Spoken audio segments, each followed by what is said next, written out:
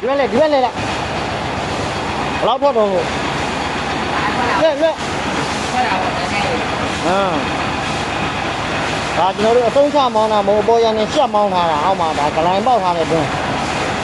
ဂလိုင်းကတစ်သိန်းနဲ့မဟုတ်ဘူးဒါဂလိုင်း၄သိန်း၅သိန်းလောက်ပေါက်တဲ့တွင်း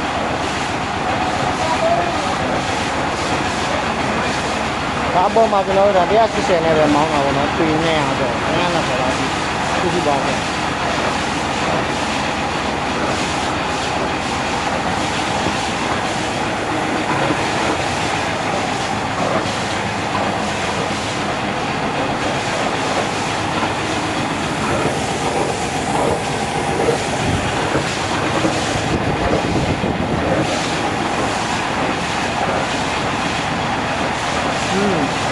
ကျွန်တော်တို့အရင်တွင်းဟာအာမပိုက်ပြန်နှုတ်နေရတယ်ကျွန်တော်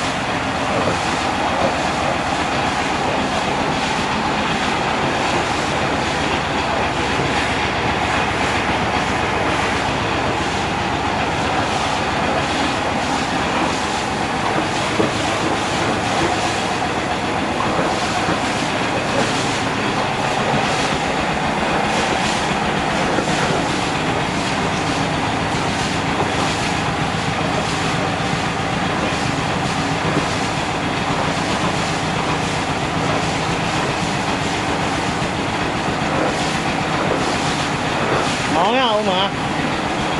ဟုတ်တယ်အဲ့မောင်းရအောင်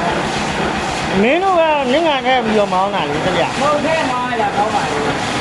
အေး